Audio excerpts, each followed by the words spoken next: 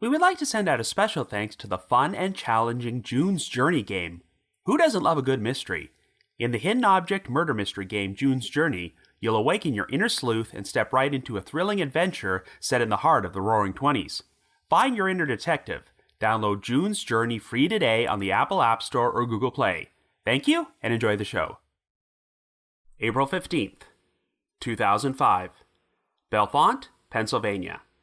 After taking the day off work and leaving on a road trip, 59-year-old Center County District Attorney Ray Gricar fails to return home and is reported missing. The following day, Ray's abandoned car is discovered 60 miles away in the town of Lewisburg, parked across the street from an antique mall. Over the course of the next several months, Ray's county-issued work laptop and its hard drive are discovered on separate occasions in the nearby Susquehanna River, but the hard drive is too damaged to recover any data.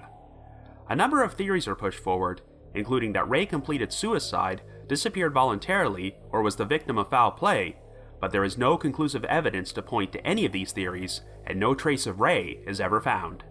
After that, the trail went cold.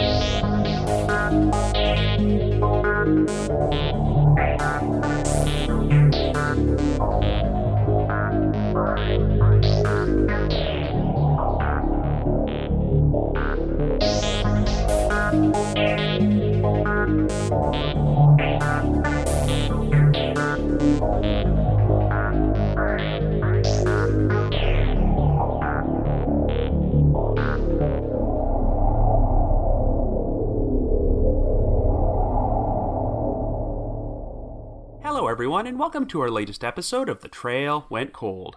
I'm your host Robin Warder, and while it took me a while to realize it, this marks a pretty special milestone for the podcast. It is our 268th full-length episode, and when you combine that with the 32 minisodes we released during the first 2 years as a podcast, I guess this would officially be our 300th episode. So to commemorate the occasion, I went to my massive list of case suggestions from listeners and decided to do an episode about my most highly requested case that I have yet to cover, and the lucky winner turned out to be the 2005 disappearance of Ray Gricar. This is one of the most heavily discussed missing persons cases of the modern era, and it's not hard to figure out why, because this is a rare example of a prominent law enforcement official becoming the center of their own unsolved mystery. For 2 decades, Ray Gricar had been the district attorney of Center County, who devoted his life to putting murderers, rapists, and other vicious criminals behind bars, but less than 8 months before he was scheduled to retire, Ray vanished without a trace. On the day he disappeared, Ray decided to play hooky from work and take a road trip, but he never returned home, and the following day, his abandoned Mini Cooper was discovered 60 miles away in a parking lot across the street from an antiques mall in the town of Lewisburg. Now, since Ray had been to this particular antiques mall before, taking a trip to Lewisburg wouldn't have been all that unusual, but there were a number of odd clues surrounding his disappearance. Even though Ray detested smoking, cigarette ash was found inside his car, and there would be reported sightings of him in Lewisburg that day alongside a woman who has never been identified. Ray's work laptop and its hard drive would later be discovered in the nearby Susquehanna River, leading to speculation that it contained information which Ray or someone else did not want to be uncovered, and there are conspiracy theories that his disappearance might be connected to the notorious Penn State child sex abuse scandal, which would become a major story 6 years later. But it's also possible that even though his body has never been found, Ray may have been feeling suicidal and decided to end his own life by jumping into the Susquehanna River, as he lost his older brother under similar circumstances years earlier.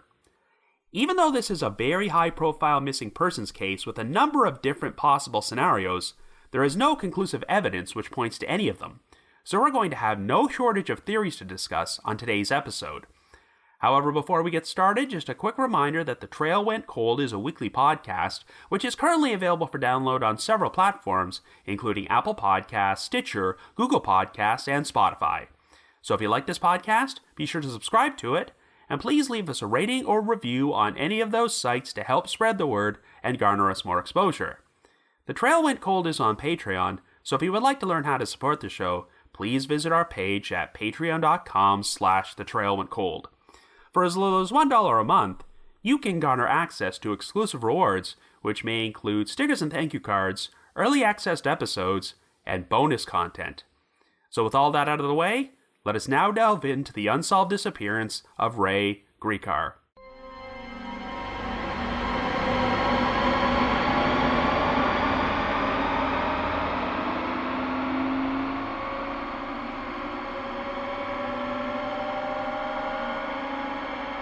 Our story begins in Center County, Pennsylvania in 2005, and our central figure is 59-year-old Ray Gricar. Originally born in the suburbs of Cleveland, Ohio, Ray has spent the past 4 decades working in the legal field, as after earning a Juris Doctor degree at the Case Western Reserve University School of Law, he launched his career by working as a prosecutor in Cuyahoga County. Ray married his first wife, Barbara Gray, in 1969, and they would adopt their only child, a baby girl named Laura, 9 years later. Shortly thereafter, Barbara was offered a new job at Pennsylvania State University, aka Penn State, so the family relocated to State College in 1980, and Ray decided to put his legal career on hold so he could become a stay-at-home dad and raise Laura. But Ray eventually caught the attention of the Center County District Attorney, who offered Ray a job as an assistant prosecutor and compelled him to return to work.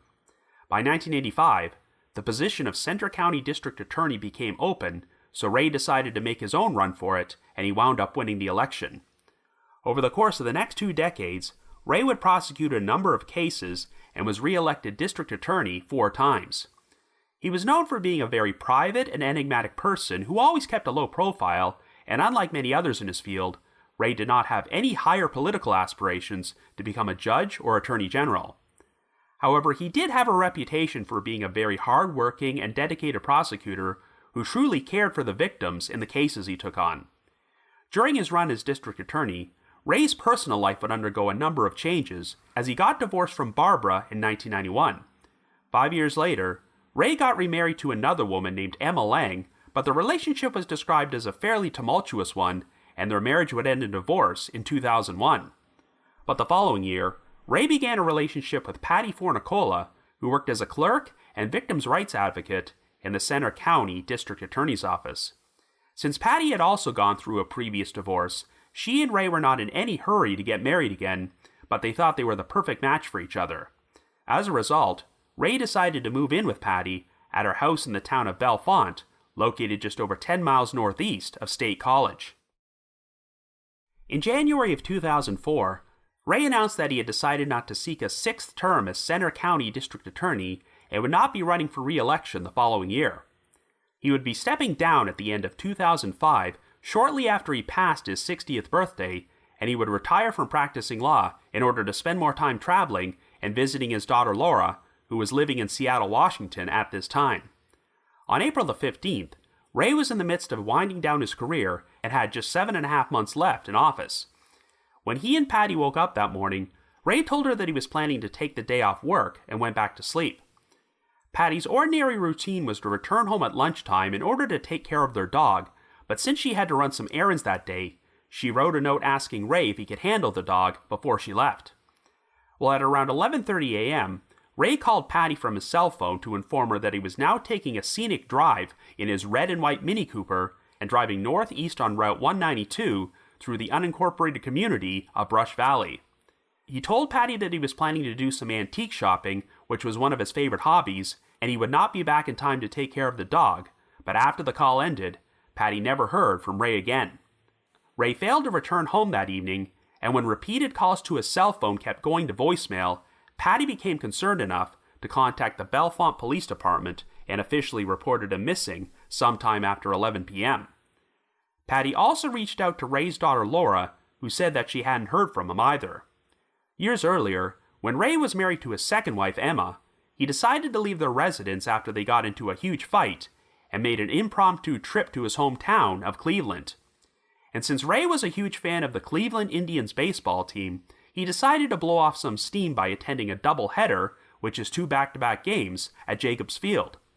While this was going on, Ray did not bother to contact Emma or anyone else to let them know where he was, until he just suddenly reappeared at work again on Monday morning as if nothing had happened. Since the Indians had an afternoon game scheduled on April the 16th, the Bellefonte PD contacted the local authorities and asked them to check the Jacobs Field parking lot for Ray's Mini Cooper, but found nothing. However, at around 6:30 p.m. that night, a state trooper would find the Mini Cooper in the small town of Lewisburg, located 60 miles east of Bellefonte in Union County. The vehicle was in a gravel parking lot located across the street from an antiques mall called the Street of Shops. Like I mentioned earlier, one of Ray's favorite hobbies was collecting antiques, so he had traveled to Lewisburg to visit this mall on previous occasions. The Mini Cooper was locked, but when the police managed to open it and get inside, they found Ray's cell phone, which had been issued to him by the county for work purposes, and it was turned off. A half-filled water bottle was also found in the vehicle's beverage holder, and testing would later find traces of Ray's DNA on it. But Ray's wallet and the keys to the Mini Cooper were nowhere to be found. The strangest clue was small traces of cigarette ash on the passenger's side floor mat, and there was also the scent of cigarette smoke, which seemed very unusual since Ray disliked smoking, and everyone who knew him found it unlikely that he would ever let anyone else smoke inside his car. A pair of cigarette butts were also found on the ground near the passenger's side of the vehicle, and while DNA was recovered from them and entered into law enforcement databases containing the DNA of offenders, it failed to produce a match. When a sniffer dog was brought in to track Ray's scent, it did not go any further than the parking lot, which seemed to indicate that Ray might have climbed into another vehicle and left the scene. There were multiple witnesses who recalled seeing Ray in Lewisburg on April the 15th, and it appeared that earlier in the day, before he parked the car in this particular lot, he had parked across the street from another location, the Packwood House Museum. Employees from the museum said they saw Ray pacing around outside in a nearby park as if he appeared to be waiting for someone, but at some point, he moved his car to the lot near the Street of Shops. The most intriguing sighting was provided by witnesses who said they saw a man matching Ray's description inside the Street of Shops, walking alongside a dark-haired woman, and they appeared to be together since they were speaking to one another. During the early stages of the investigation, it was believed that the dark-haired woman might have been a close friend of Ray's named Barbara Petito, who had worked as a TV reporter in State College. Not only did Petito match the description, but she was known for being a smoker and a regular customer at the Street of Shops who had an interest in antiques. However, it turned out that Petito was away on vacation in New York on the day Ray went missing, so she was ruled out as being the woman. Unfortunately, the sighting of the woman was not made public until 13 months after Ray disappeared, and investigators would face criticism for not pursuing this lead more aggressively. When Patty performed a search of her residence, the only items of Ray's which appeared to be missing were a pair of sunglasses and his county-issued laptop computer that he used for work purposes. Patty said it was uncharacteristic for Ray to bring his laptop on non-work-related trips. He also left behind his computer's case, power cord, and floppy drive, and the laptop's battery was believed to have about 2 or 3 hours worth of power. The Mini Cooper had been parked in close proximity to the Susquehanna River, which had 2 bridges crossing over it. One of them was a part of Pennsylvania Route 45 and used by local traffic, while the other was a rusted and abandoned railway trestle. There was some concern that Ray might have decided to intentionally jump off one of the bridges into the river, as the whole scene bore some striking similarities to another tragedy experienced by the Gricar family 9 years earlier. In May of 1996, Ray's older brother Ray Gricar, who was 53 years old at the time, left his home in Westchester Township, Ohio, after telling his wife he was going out to buy some mulch, but he never returned. 2 days later, Roy's abandoned car was discovered 40 miles away in a park in Dayton, located near a bridge overlooking the Great Miami River. 1 week after he originally went missing, Roy's body was found in the river, downstream from the spot where his car had been parked. Since Roy had a history of struggles with depression and bipolar disorder, it seemed likely that he had jumped off the bridge and drowned, and his death was ruled to be a suicide. The fact that Ray's abandoned car was also found a great distance from his home, near a bridge overlooking a river, caused speculation that he may have followed in his brother's footsteps and ended his own life. While Ray had no documented history of depression or suicidal behavior, and his loved ones believed that he was looking forward to his upcoming retirement. However, people had recently started to notice that Ray appeared to be withdrawn and giving off signs that he was fatigued, as he would often take naps after work and at lunchtime. In fact, Ray seemed to spend so much time sleeping that in the weeks prior to his disappearance, Patty suggested that he go see a doctor, but he never did. On April the 14th, the day before Ray went missing, he took a half day off from work, and witnesses would recall seeing a Mini Cooper parked at a local lakeside marina during the morning hours with Ray sitting inside. Later that evening, surveillance cameras showed Ray arriving at his office at the Centre County Courthouse, but he left after just under 2 hours, and no one could be certain what he was doing there. A search of Ray's office computer would show that he had done an internet search to look up the route from Bellefonte to Lewisburg, which struck some people as odd, since Ray had previously driven to the area on numerous occasions. Since there were no obvious signs of foul play at his abandoned vehicle, investigators seriously explored the possibility that Ray elected to take his own life and decided to perform a search of the Susquehanna River. Since the currents were strong, and Ray was not known for being a great swimmer, he likely would not have survived, even though the fall from both the bridges crossing over the river was only 25 feet. However, a search of the river failed to turn up Ray's body or any other evidence, but since the spring melt had recently taken place, the water level was higher than usual. By the time the summer arrived, the water level had considerably lowered, and on July the 30th, some fishermen finally discovered Ray's laptop in the river, lodged against a bridge support on the abandoned railway trestle. A forensic examination of the computer indicated that it had been in the river for months, but the laptop's hard drive had been removed, and a new search of the area failed to turn it up. But 2 months later, on October the 1st, a mother and daughter skipping stones in the water wound up coming across a hard drive on the riverbed near the railway trestle. The spot was about 100 yards upstream from where the laptop had been found, and it seemed impossible that the hard drive could have been dislodged accidentally after the computer was tossed into the river. The hard drive had to be manually unscrewed, so someone had clearly gone to the trouble of intentionally removing it. By this point, the hard drive was so badly damaged by the sand and grit from the riverbed that it was impossible to recover or extract any data from it, even after the FBI's best forensic crew performed an analysis. Prior to his disappearance, Ray had purchased software to erase a computer's hard drive, which did not seem unusual since he was probably planning to wipe his work laptop for his upcoming retirement at the end of the year. But it would eventually be revealed that a search of Ray's home computer showed that he had performed internet searches with such terms as, quote, how to wreck a hard drive, how to fry a hard drive, and water damage to a notebook computer. So this only increased speculation about whether Ray removed the hard drive from the laptop and tossed both items into the river because there was something on there he did not want people to see. When Ray's co-workers returned to his office following his disappearance, they noticed a county code book lying on the desk of an assistant district attorney, and curiously, it was open to the page which described what to do in the event that a sitting district attorney went missing or died. Even though the authorities explored the possibility that Ray could have voluntarily staged his own disappearance, there would be no further activity on his bank accounts, credit cards, and cell phone records. No discrepancies were found in the district attorney's office financial accounts to suggest that Ray had done anything illegal to compel him to run away, such as embezzling money. There would be a number of reported sightings of Ray, including 2 witnesses who were certain they had seen him watching a Cleveland Indians baseball game at a bar in Wilkes-Barre, Pennsylvania on April the 18th, 3 days after he went missing.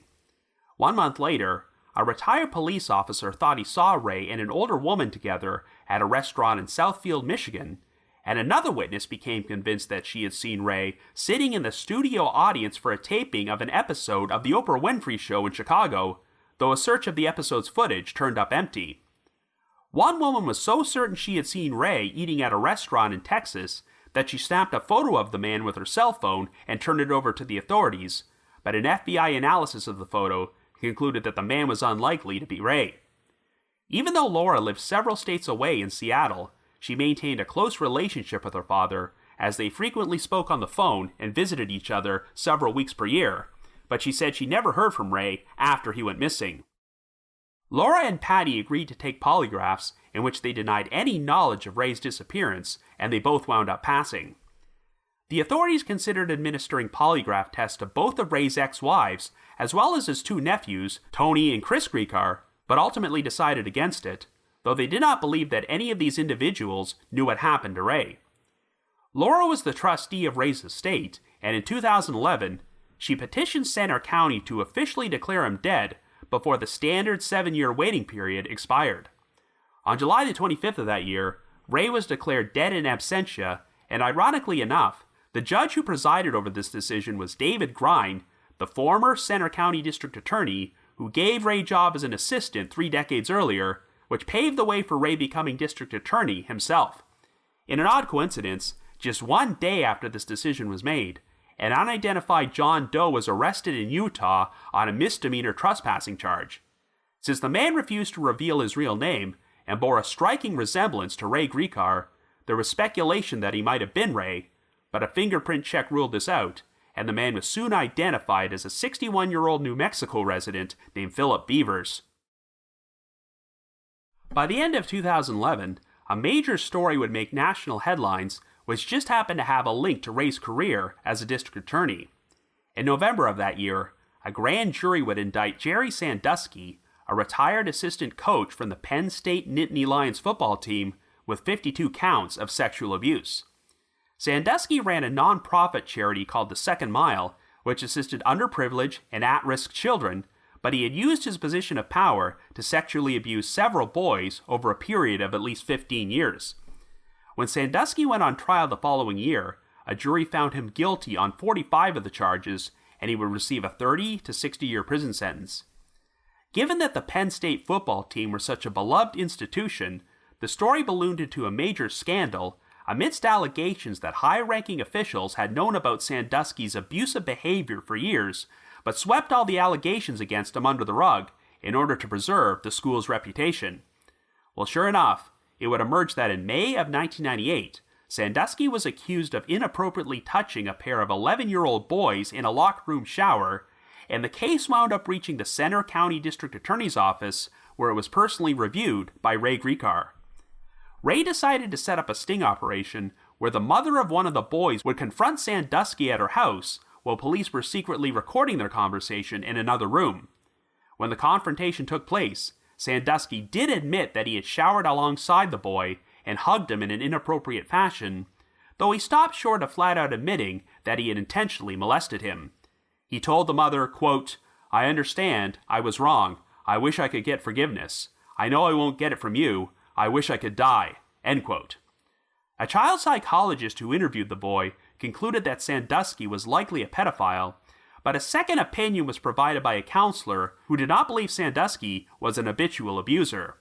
In the end, Ray decided not to press any charges against Sandusky and closed the case, though it does not sound like he shared the reasons for his decision with anyone.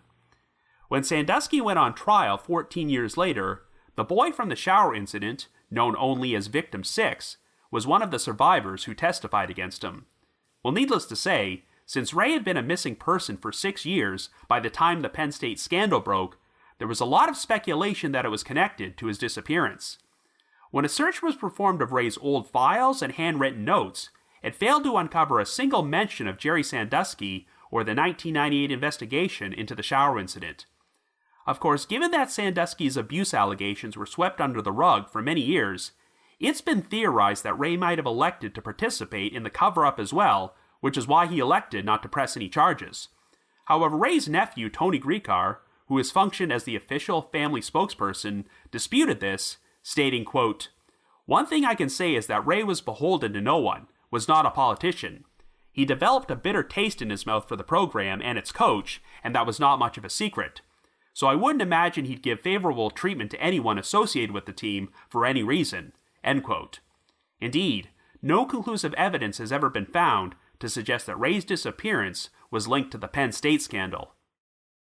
Over the past decade, there have been at least 2 accounts of an informant coming forward and sharing a story about Ray being murdered. In September of 2013, the Altoona Mirror newspaper reported that the authorities were investigating claims from an informant that a former member of the Hells Angels Motorcycle Club had killed Ray as revenge for prosecuting and convicting the guy on an aggravated assault conviction, which led to him receiving a multi-year prison sentence. The story goes that this biker damaged Ray's kneecaps and slit his throat before dumping his body into a mine shaft in rural Pennsylvania, which had since been capped and covered with several feet of dirt.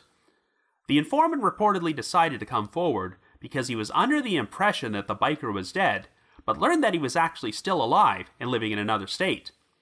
However, the informant was reluctant to lead authorities to the location of this mine shaft, since it supposedly contained 4 other bodies and some guns, and since this evidence could implicate him in other crimes, he wanted to arrange full immunity from prosecution. It's unclear how exactly this part of the investigation turned out, but it sounds like this man's story was never substantiated.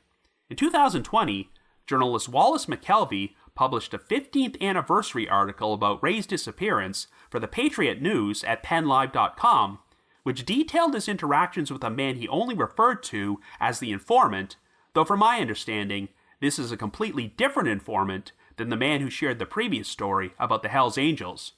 According to this informant, while he was incarcerated at the State Correctional Institution at Camp Hill, a former cellmate of his told him that he and another man had been contracted to kidnap and murder Ray Gricar because of a drug investigation.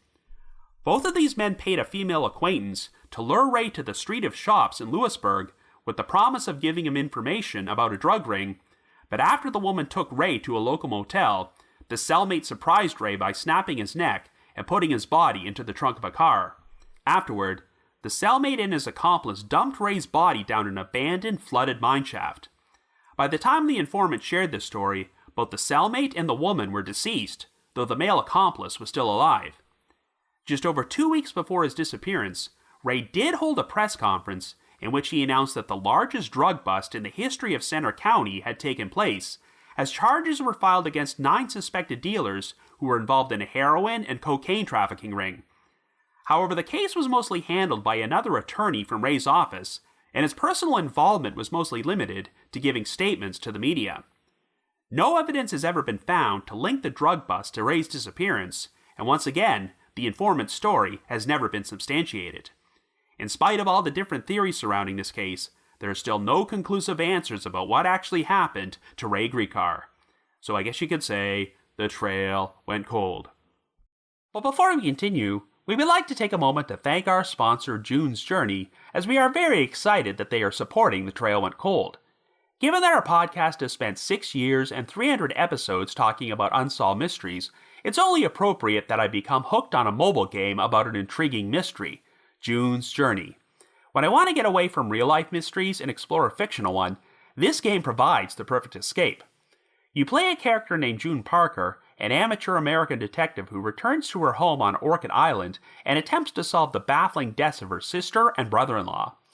Even though their deaths are ruled to be murder-suicide, June and her niece Virginia have a hard time believing this and work together to crack the case.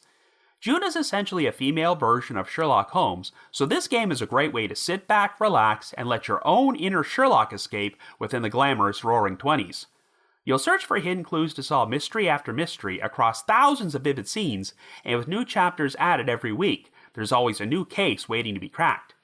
Each level requires you to find hidden objects and clues in order to advance June's investigation, and you get used to the gameplay and easily master it within a matter of minutes.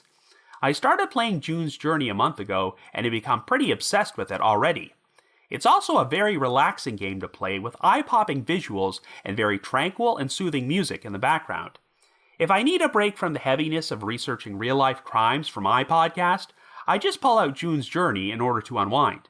And when you start cracking the mysteries within the game, it's a very satisfying experience. There is a detective in all of us. Find your inner detective. Download June's Journey free today on the Apple App Store or Google Play. Thank you, and enjoy the rest of this episode.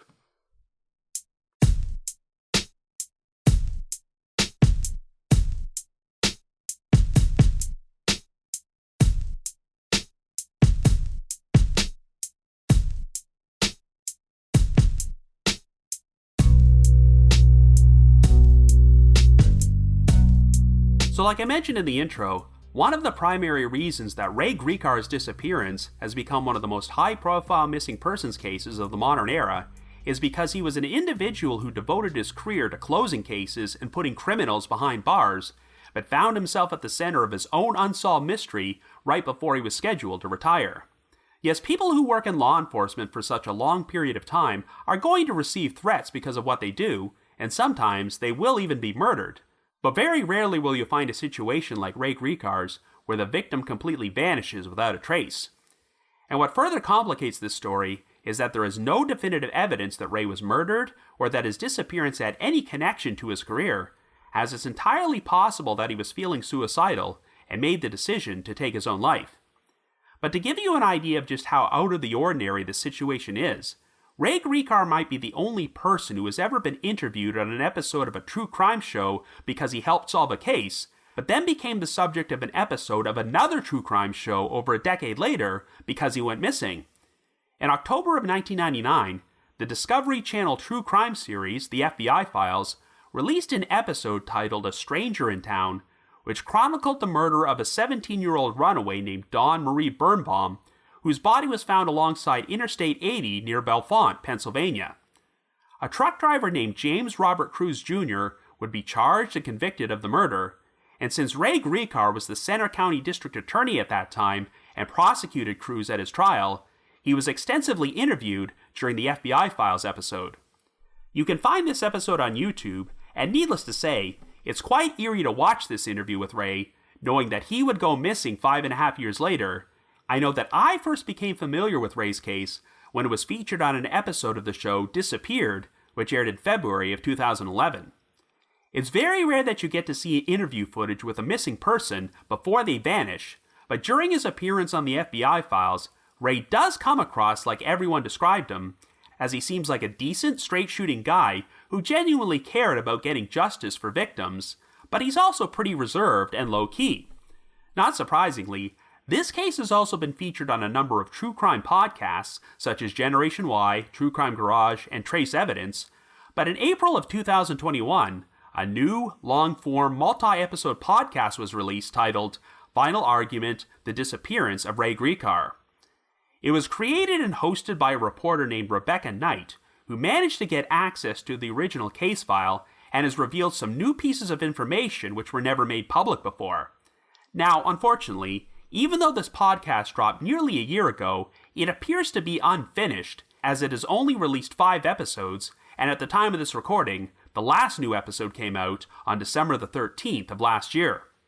It sounds like Knight has run into a number of obstacles while making this podcast, such as receiving a death threat, which would explain the sporadic release schedule, but I do want to share a couple of new pieces of information I've learned from listening to it. Now, the 3 main theories which have always been pushed forward in this case are that Ray's disappearance was a homicide, suicide, or intentional walkaway, though most people would say that the third theory is far less likely than the first 2. One detail which has always been cited as evidence that Ray was murdered and had another person with him at the time he went missing is the presence of cigarette ash on the floor of his Mini Cooper, as Ray detested smoking and would not allow people to smoke inside his car.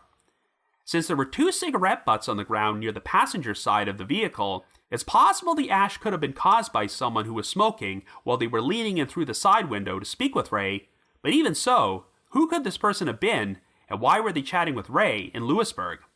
Well, according to Rebecca Knight, there is no mention of the ash or the smell or anything cigarette-related in the original police reports, even though many accounts state that the police detected the strong scent of cigarette smoke when they first entered the vehicle. I'm not seeing that the detail about the cigarette ash is false, as it's been repeated many times by many different sources, and was even specifically mentioned by one of the investigators during an interview on Disappeared, but perhaps the story about the cigarette smell has been greatly exaggerated. It's been confirmed that latent fingerprints were found on the exterior driver's side passenger window and door handle, which wound up matching Ray, his girlfriend Patty, and a receptionist who worked at the Center County Courthouse. And while Ray's DNA and a fingerprint was on the label of the water bottle inside his car, the print was too smudged to be of any use. However, on the Final Statement podcast, it's revealed that other than the water bottle, there were no fingerprints found inside the Mini Cooper at all, not even Ray's. It's very unlikely that anyone who owns and drives a vehicle could avoid leaving their fingerprints behind, which suggests that someone intentionally wiped down the interior of the Mini Cooper. Of course, there doesn't seem to be any logical reason for Ray to do that himself if he was planning suicide, which lends credence to the idea of an unknown third party being inside the vehicle who did not want their prints being found. As you know, Ray's cell phone was left behind in the Mini Cooper, and Final Statement does answer a question I've always had about whether phone records were checked. The podcast confirms that the only call made that day from Ray's cell phone was when he called Patty at 11:30 a.m. to let her know he was going antique shopping, and the only calls the cell phone received was when Patty kept calling Ray's voicemail when he failed to return home later that night. But interestingly enough, there was also a reported sighting from a Lewisburg store owner who said she saw a man matching Ray's description come into her store on the afternoon of his disappearance. He appeared to be pacing around while holding his hand up to his ear, and he even looked out the window at one point. While the witness could not confirm that the man had a cell phone, this opens up the possibility that he may have had a wireless Bluetooth device in his ear, which was also a burner phone. When Ray was seen wandering around outside the Packwood House Museum that same afternoon, the witnesses thought he appeared to be talking to himself, even though he did not have a cell phone in his hand, though they don't discount the possibility that he had a Bluetooth in his ear. Ray's cell phone was a county-issued cell phone used for work purposes, so if he was secretly communicating with someone and did not want his calls to be tracked, it makes sense that he would use some sort of wireless burner device. But here's the most surprising revelation from the Final Statement podcast. I'm sure you know that there was a reported sighting of Ray with an unidentified woman inside the street of shops in Lewisburg on the day he went missing. However, I was surprised to learn that there were other reported sightings of Ray with an unidentified woman in the weeks prior to his disappearance, and they took place at antique shops in other towns besides Lewisburg, some of which were located in entirely different counties, such as Blair County and Clearfield County. In most of these sightings, the man and woman were described as quietly talking with each other, though they didn't do anything intimate to give off the impression they were a couple. Now, obviously, virtually every missing persons case is going to have false sightings from eyewitnesses who were mistaken, and it's possible that the witnesses here mistook another man for Ray. But the issue is that some of these witnesses specifically recalled Ray driving and climbing out of a Mini Cooper, which is a very distinct-looking vehicle, and there were only a handful of Mini Coopers registered in the state of Pennsylvania in 2005. This would add an extra aura of credibility to these eyewitness accounts, but we can't even be certain if he was meeting up with the same woman in each of these sightings. Now, since Rebecca Knight got access to the case file, she was able to review Ray's financials, but said she did not turn up any red flags to suggest that Ray was having an affair during this time period. If you're traveling to other towns to have secret rendezvous with women, unexplained charges for things like motel stays or dinners are probably going to show up in your financial statements, but that doesn't appear to be the case here. And the podcast also confirmed that investigators did check the local hotels and motels around Lewisburg and found nothing to indicate that Ray ever stayed at or visited one on the day he disappeared. So Knight presents her own potential theory that perhaps Ray was secretly working on his own independent investigation into the allegations that Jerry Sandusky was sexually abusing young boys, but he did so under the radar without telling anyone. These women that Ray was seen with could have been the mothers of some of the victims Sandusky had abused, and Ray wanted to meet up and get their stories in towns outside Center County in order to avoid attracting attention. Ray may have chosen various antique shops as his meeting spots since he had a known interest in antiques, so traveling to other towns to go shopping for them would not have seemed unusual. If Ray was collecting information for an investigation, this would explain why he took his county-issued laptop to Lewisburg, as it was apparently very unusual for him to bring his work computer on non-work-related trips. Now, this theory is all just pure speculation, as no women have ever come forward to admit to having any secret meetings with Ray in 2005. I mean, I can understand them being too frightened to say anything after Ray turned up missing, but Jerry Sandusky was tried, convicted, and sent to prison 10 years ago, and the people who covered for him have since been held accountable, so there would be no reason to remain silent. As the years have gone on, I get the impression that law enforcement has pretty much dismissed any connection between Ray's disappearance and the Penn State scandal, which is why this new theory took me by surprise. So hopefully, the Final Statement podcast will be able to start releasing new episodes in the future and shed more light on this situation. We'll talk more about the Penn State connection a little later, but right now, let's explore some different theories surrounding the disappearance, and there are some pretty wild ones, some of which have no substance, yet are still worth mentioning. For starters, you might recall that back in July of 2018, I released a Trail Went Cold episode about the unexplained death of 38-year-old Jonathan Luna, another cold case which had some eerie similarities to this one. Luna was a prosecutor who worked as an assistant United States attorney in Baltimore, Maryland, but on the evening of December 3rd, 2003, he inexplicably decided to leave his office at the Federal District Court building and went on an all-night tri-state road trip in which he drove hundreds of miles through Maryland, Delaware, and Pennsylvania. Early the following morning, Luna's car was discovered in a rural creek in Lancaster County, and his body was lying in the water next to it. Luna had been stabbed 36 times all over his body with his own penknife, but even though the FBI believed that the wounds were self-inflicted and his death was a suicide, the local Lancaster County authorities disagreed and thought he was the victim of foul play. The whole thing is one hell of a baffling mystery, and if you want to hear more details, go back and listen to my Trail Went Cold episode, and I also recently covered it on my spin-off podcast, The Path Went Chilly. Even though Ray Gricar has never been found, it's incredibly odd that we have two separate cold cases which took place only 16 months apart, involving prosecutors who traveled to a rural section of Pennsylvania before their vehicles were discovered near a body of water. Investigators have never found anything to indicate that the two cases are linked, and they probably aren't, but it's still a pretty odd coincidence.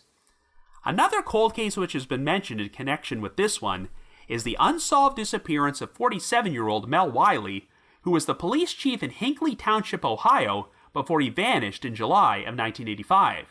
Wiley's abandoned car would be discovered in a park near Lake Erie, and while it was initially assumed that he drowned, his body was never found, and there was evidence uncovered to suggest that he had staged his own disappearance and took off voluntarily.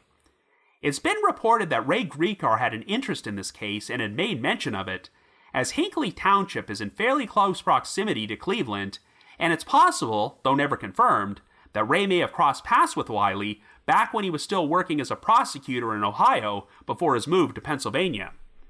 I'm sure you've seen the parallels between these two cases, since they both involved missing law enforcement officials whose abandoned car was found near a body of water, so if you believe that Ray staged his disappearance, it's possible that he used the Wiley case as inspiration.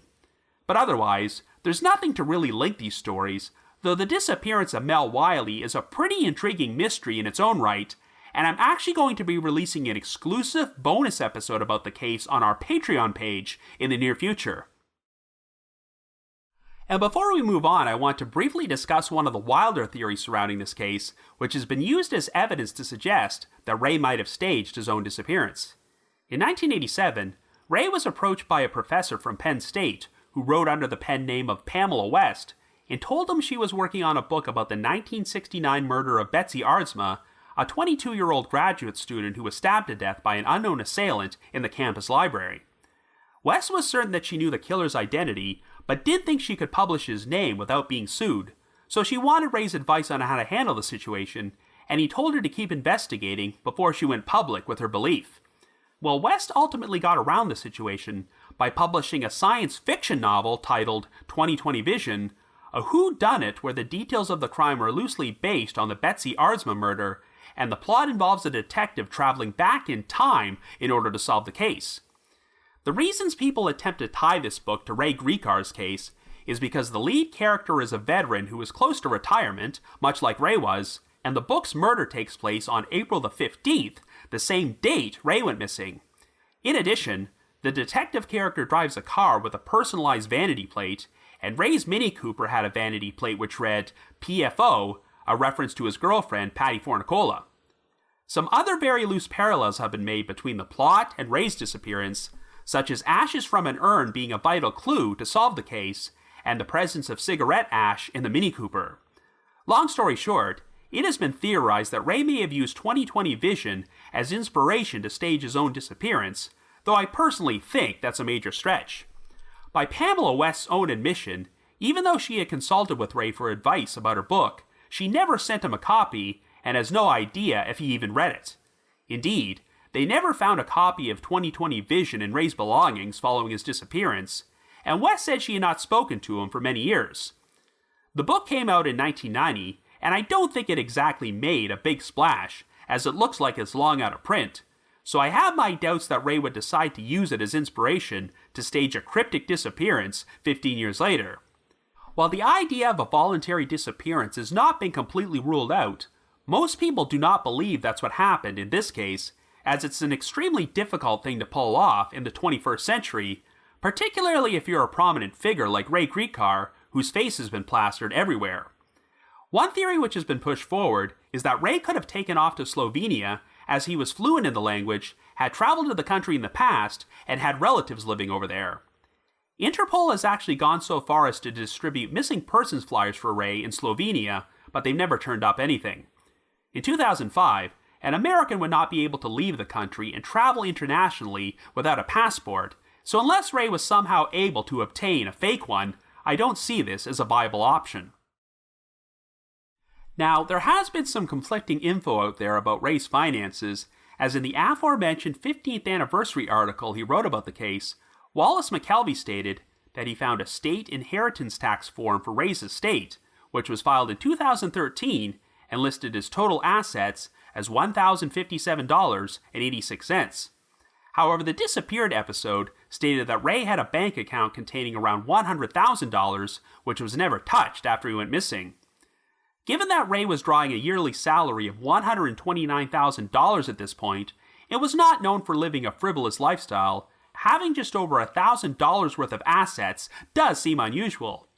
This has led to speculation that perhaps Ray secretly moved or withdrew a lot of his money in order to plan his escape, but I do know that his finances seem to have been investigated very thoroughly, as they never found any large, unexplained sums of money suddenly appearing or disappearing from his accounts, or any improprieties with the Center County District Attorney's Office financial accounts.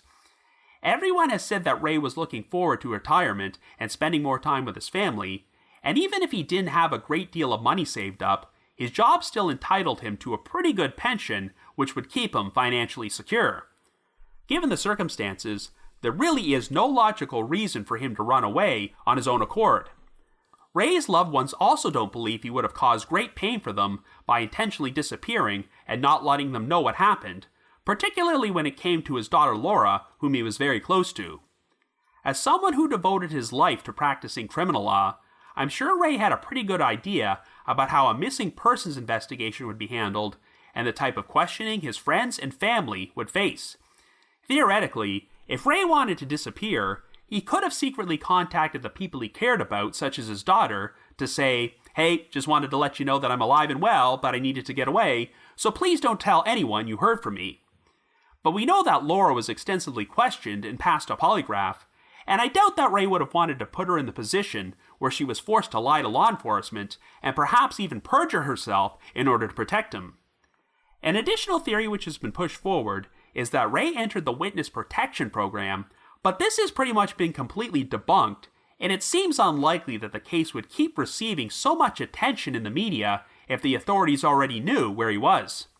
When you look at the big picture, I do not believe that Ray lived much longer after he arrived in Lewisburg, but the big question is, was his death suicide or murder?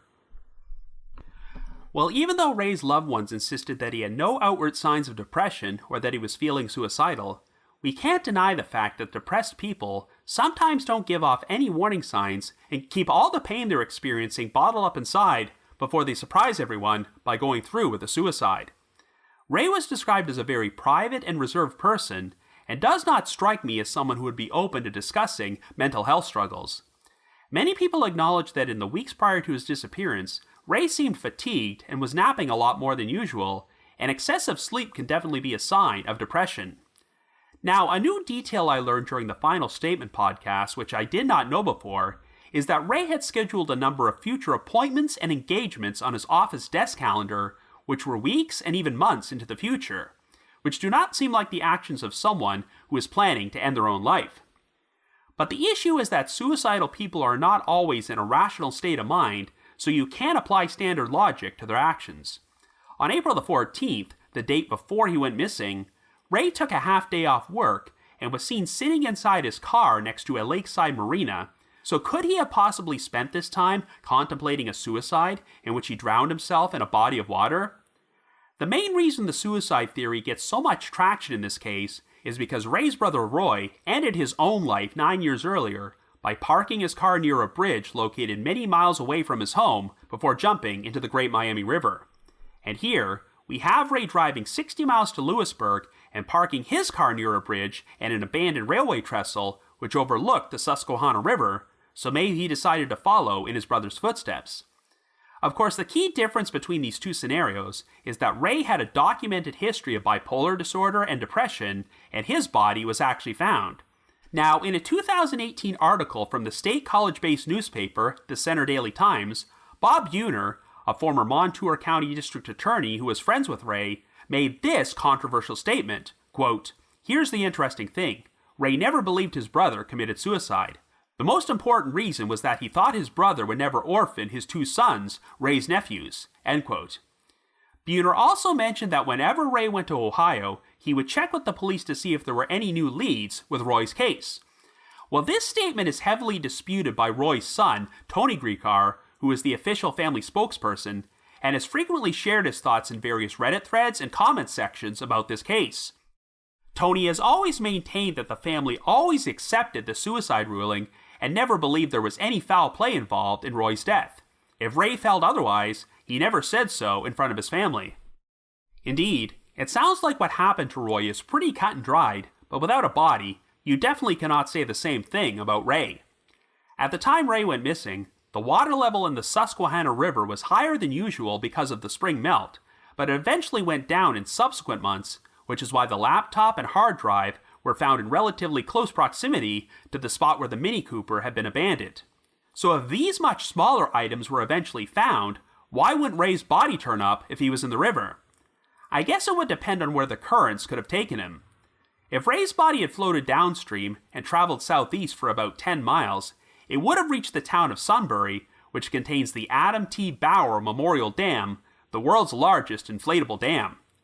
The dam is installed every spring, and it's apparently been confirmed that it was already in place by mid-April of 2005, so if Ray's body made it there, it's possible the dam could have chewed him up and made his remains a lot more difficult to recover. That really does provide the best explanation for how Ray's body could have wound up in the Susquehanna River and never been found, but of course, there's no concrete evidence to support this. If Ray did jump into the river from the bridge or the railway trestle, there's always been some question about whether he could have done this without being seen, as the bridge was part of Pennsylvania Route 45 and often had a lot of traffic.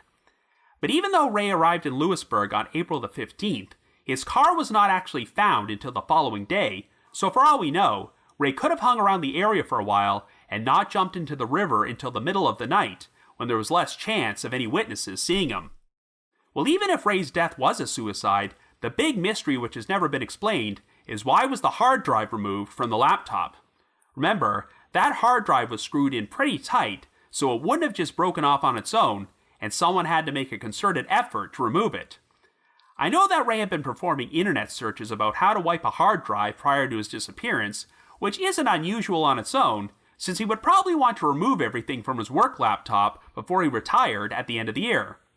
However, it's been reported that one of the search terms he used was, quote, water damage to a notebook computer, which is quite different than the standard practice of using software to erase your hard drive. But here's the thing that's always troubled me. If Ray was feeling suicidal, and there was something on that hard drive that he didn't want people finding out about, surely Ray knew that people would search the river for him if he abandoned his car so close to it. While the hard drive suffered too much damage to retrieve any data from it, there's no way Ray could have predicted this would be the case. Remember, he drove 60 miles from Bellefonte to Lewisburg on a scenic route, which was pretty much open country. If he had disposed of the laptop hard drive before he arrived in Lewisburg by, say, burying the items in a remote wooded area, it's possible that no one would have ever found them. And while it's easy to assume that Ray had something horrible on that hard drive that he wanted to destroy, this was a county-issued work computer, and I'd like to think he would have been smart enough not to save anything incriminating on there in the first place. It really makes a lot more sense to me that a third party would want to destroy the hard drive because they believed it contained evidence, and their first instinct was to toss it into the river. But on the other hand, when Ray took the laptop on his trip with him, he left behind the case and charger at the house. If Ray was planning to use the laptop for work purposes and was gathering information for an investigation, it seems odd that he wouldn't take the charger, since what if the battery ran down while he was in the midst of something important? This is one detail which would seem to suggest that Ray only took the laptop to Lewisburg in order to destroy it. If Ray's death was a suicide, one potential explanation to account for all these oddities is that he didn't want anyone to know that he chose to take his own life, so he left a trail of false clues behind in order to give off the impression that he was the victim of foul play. Perhaps he removed the hard drive from the laptop and destroyed it, even though there was nothing incriminating on there, or he decided to smoke some cigarettes inside his car and wipe the interior of fingerprints in order to give off the false impression that a third party was with him. Ray still could have felt there was a stigma surrounding suicide, which is why he didn't want anyone to know that he had gone through with it. If he intentionally jumped off the bridge into the river, there's no way he could have known his body would never be found, so why not plant some seeds in order to make others believe that someone murdered him? Once again, this isn't exactly a logical course of action, but suicidal people sometimes do not do the most logical things. So now I think would be a good time to revisit this whole angle involving the Penn State scandal and determine whether or not Ray's disappearance or the laptop has any connection to it. It's been theorized that Ray could have been doing his own independent investigation into the allegations of sexual abuse before he was murdered, and the information he had gathered was on that hard drive. Alternatively, perhaps Ray played a role in covering up the allegations when he elected not to charge Jerry Sandusky back in 1998, and if he knew that Sandusky was continuing to use his position of power to sexually abuse young boys, he became overwhelmed with guilt and decided to kill himself. That idea might make a bit more sense if the Penn State scandal was on the verge of coming to light, and Ray felt he was going to suffer a major backlash for his inaction, but this would not become a national story until 6 years after Ray went missing, and there's no indication that anything was about to surface in 2005. It's no big secret that in order to protect the reputation of Penn State's football program, allegations about Sandusky's sexual abuse were swept under the rug for years, but everyone who knew Ray said that this would not have been within his character. He was described as a prosecutor who never played favorites and did not care if the person he was investigating was some low-level career criminal or a beloved assistant football coach. And since Ray had no higher political aspirations, he probably did not care about how taking on a respected figure like Sandusky might harm his career. While it sounds like Ray never spoke about his reasons for not filing charges against Sandusky, Rebecca Knight revealed this very interesting new piece of information on the Final Statement podcast. A source told her that during the fall of 2004, about 6 months before Ray went missing, he heard Ray refer to Sandusky as a quote-unquote pedophile and vowed that he was going to put him away. If this was true, then this would imply that the only reason Ray did not file charges was because he did not believe the case was strong enough to prosecute at that time, but he was not going to give up on investigating Sandusky.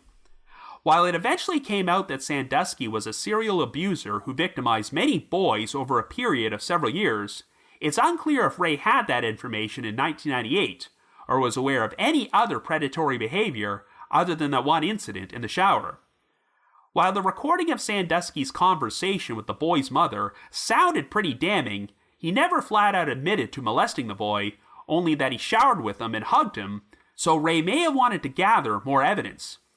You have to remember that Sandusky had been a Penn State assistant coach for 30 years and was a highly respected figure because of his work with the Second Mile organization, so if Ray was going to press charges against someone like that and bring him to trial, I'm sure he wanted the case to be airtight. When beloved head coach Joe Paterno had his contract terminated in 2011 over allegations that he covered up Sandusky's abuse, Penn State students started rioting in the streets and causing property damage. I'm sure Ray was well aware that this was the type of backlash he could expect if he tried to take on Sandusky and the Penn State football program without having all of his ducks in a row. So what about this theory that Ray was meeting up with a number of different women who were the mothers of Sandusky's victims in order to build up a case against him? Could there have been some incriminating information on Ray's hard drive which led to it being destroyed and Ray losing his life? Well, even though a lot of covering up was done in the Penn State scandal in order to protect Sandusky for years, I'm not sure this was the type of scandal which would have crossed the line into murder.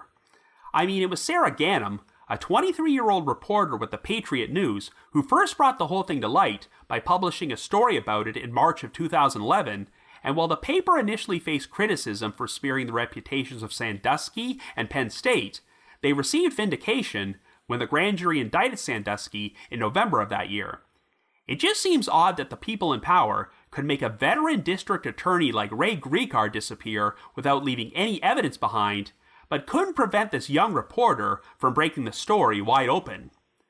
Well, even if Ray's disappearance had nothing to do with the Penn State scandal, could he have traveled to Lewisburg to gather information about an entirely different case he was working on, which wound up getting him killed? Well, that would all depend on the biggest unanswered question in this case, and that's the identity of the woman Ray was supposedly seen with at the Street of Shops. I know it's tempting to believe that Ray was conducting a secret affair, as he did have a reputation for liking women.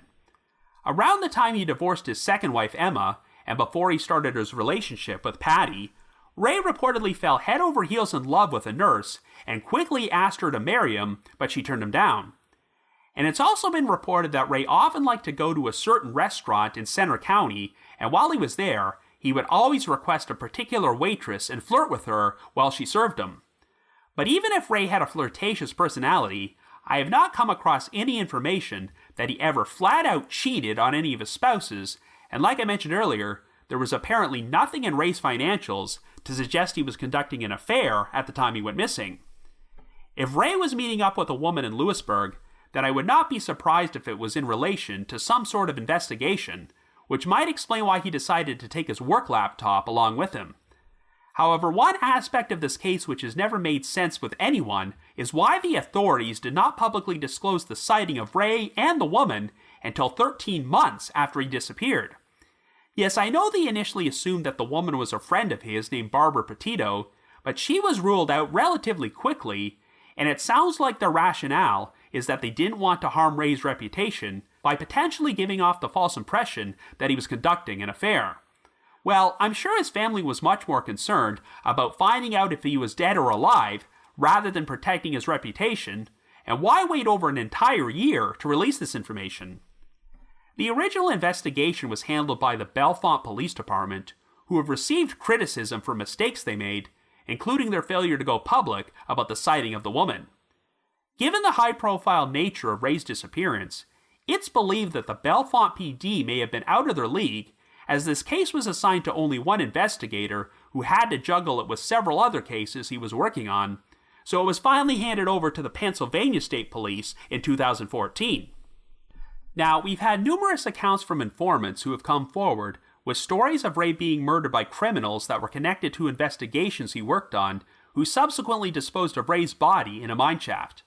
And one of them, which involved Ray being murdered by a former prison inmate and his accomplice, specifically mentions a woman arranging a meeting with Ray in Lewisburg in order to lure him to his death. Some of the reported eyewitness sightings of Ray described him as pacing around and appearing to be waiting for someone, so I do think it's likely that he traveled there for the purposes of something else besides antique shopping. If Ray was meeting with a third party, then I personally think this lessens the possibility of his death being a suicide, but with all the publicity this case has received, you have to wonder why this mysterious woman has never come forward unless she has something to hide. Another complication is that eyewitnesses reported seeing Ray park the Mini Cooper across the street from the Packwood House Museum during the early afternoon of April the 15th, before he abandoned the car in the lot near the Street of Shops. According to one witness, Ray parked his car in a spot across from the museum and inexplicably left for a brief period of time before he drove back to this location to park his car in a different spot. He was then seen pacing around in a nearby park as if he was waiting for someone, but it's unclear what exactly he was doing there. But he also appeared to be talking to himself, so if he had some sort of Bluetooth device in his ear, perhaps he was making arrangements to meet the unidentified woman at the Street of Shops later that day. Some of the earliest reporting in this case also states that there were a few sightings of Ray in Lewisburg on the morning of April the 16th, which I guess is not impossible, since the Mini Cooper was not actually found by the state trooper until 6:30 p.m. that evening. However, if Ray was still alive that day, there's no paper trail to show where he could have spent the night, unless he slept inside his car. But if he did stay there until the following day, it's surprising that he wouldn't have at least phoned Patty to let him know where he was. Overall, I am inclined to believe that the reported sightings of Ray on the 16th are mistaken, and whatever happened to him likely occurred on the 15th.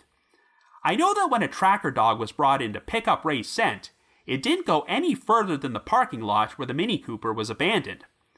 Since the car was locked, this does suggest that Ray might have climbed into another vehicle, which is another point which goes against the suicide theory, since he simply could have walked to the bridge if he was planning to jump into the Susquehanna River.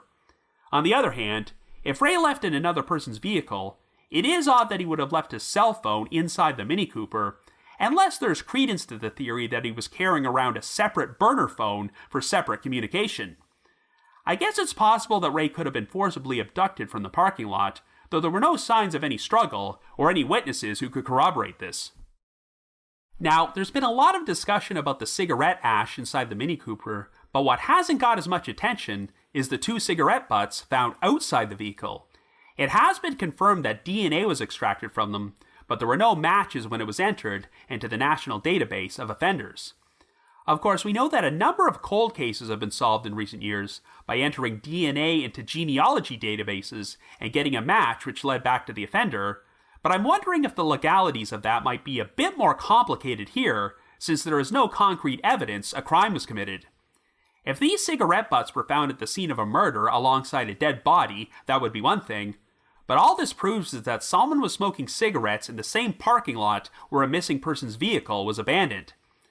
It's also never been publicly revealed if investigators were able to determine if the DNA on the cigarette butts belonged to a male or female. If it was female, then this would lend a lot more weight to the sighting of Ray with the unidentified woman. But what could have compelled Ray to travel to Lewisburg in the first place? Since he was less than 8 months from retirement, it sounds like Ray had been passing a lot of his workload onto the other attorneys at his office, and practically had one foot out the door since he seemed to be playing hooky and taking half days and full days off from work. It doesn't fit the profile of someone who is doing a lot of covert work on an important investigation, unless Ray was working on something so secret that he couldn't tell anyone else what he was doing, and was making all these trips because he really wanted to get this case resolved before he retired. I know it's practically a cliche in fictional cop stories for the grizzled veteran to be working on one last important case before retirement and having their plans spoiled when something bad happens, but that's very well what could have happened here. One detail about this case, which doesn't get discussed all that much, is how after Ray went missing, a county codebook was found on a desk at the Center County District Attorney's Office, and it was lying open to the section which described what to do if a sitting district attorney went missing or died. We have no idea if Ray did this, but surveillance footage confirmed that he did visit the office on the evening of April the 14th, which would turn out to be the last time he ever went there. He could have used that opportunity to pull the book out and leave it laying out in the open, so his co-workers would know the procedure to follow if he didn't come back. This could be interpreted as evidence that Ray was planning a suicide, but it could also mean he was about to do something which might potentially put his life in danger, and he wanted to cover all his bases in case something happened. I have to imagine that the answers might be on the hard drive of Ray's laptop, but even though nothing could be recovered from it, I guess we can always hold out hope that technology might improve enough so that extracting some data from the hard drive might be feasible someday. If it turns out there's nothing important on there after all, then this would support the idea that Ray's disappearance was a suicide, and he staged the whole situation to look more mysterious than it really was. But it's also possible that the hard drive's contents could shed a lot of light on what happened. For the longest time, I used to be about 50-50 between the murder and suicide theory, but some of the information I've heard thus far on the Final Statement podcast does give me the impression that Ray might have been the victim of foul play. If he was murdered, and a third party tossed the hard drive and the laptop in the Susquehanna River, then I have a feeling they probably disposed of Ray's body at another location. This is one of those frustrating cases with a number of different theories, but no concrete evidence pointing to any of them, so unless something new surfaces, we can only speculate about what happened. Ray Gricar's story is a bit reminiscent of the episode I released last month about the unexplained death of Jack Wheeler, as we have 2 men entering their golden years who had very productive and interesting lives, which wound up being overshadowed once they became the center of an unsolved mystery. Everyone who knew Ray described him as a very dedicated prosecutor who always wanted to get justice for victims, so if he became a victim himself, let's hope the responsible party or parties can be brought to justice. But if Ray's death was a suicide after all, at the very least, it would be nice if his body could be found and provide answers for his family. So if you happen to have any information about the unsolved disappearance of Ray Gricar, please contact the Pennsylvania State Police at 814-355-7545. That's 814-355-7545. But if you just have your own thoughts about what happened, feel free to leave me a comment or send me an email to robin.warder@icloud.com. That's robin.warder@icloud.com. Now, the reminder that The Trail Went Cold is on Patreon, so please visit patreon.com/thetrailwentcold to learn how you can support our podcast and become eligible for some pretty neat rewards.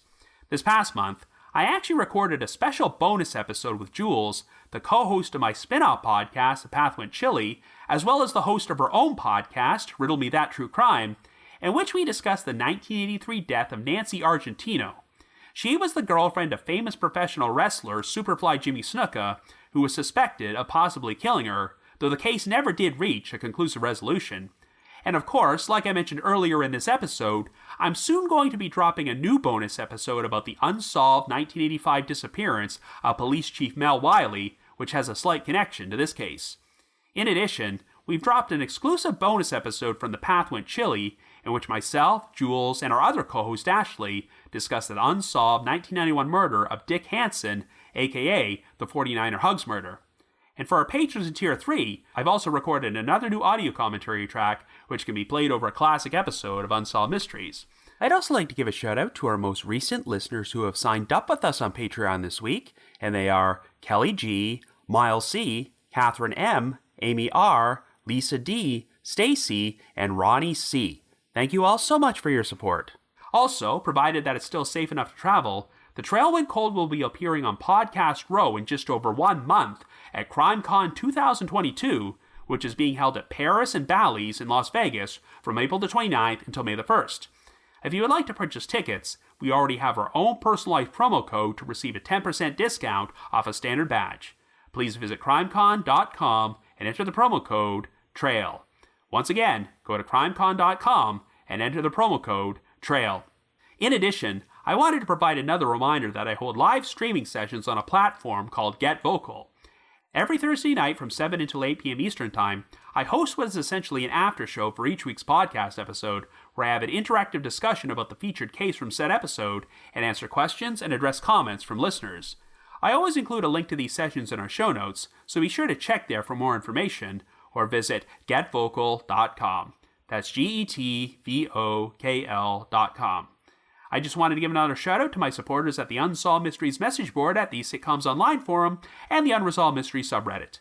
I need to provide a big thanks to McGill Foote, who edits and assembles this podcast together for me, and Vince Nitro, who composes the eerie music here on every episode. If you haven't already, you can like us on Facebook, follow us on Twitter, or leave us a rating or review on Apple Podcasts, Stitcher, Google Podcasts, or Spotify. Anyway, another special thanks to everyone for their support and allowing us to reach our special milestone of 300 episodes, and we hope to keep producing many more episodes for years to come. So have yourselves a great week and join us next Wednesday for another brand new episode of The Trail Went Cold.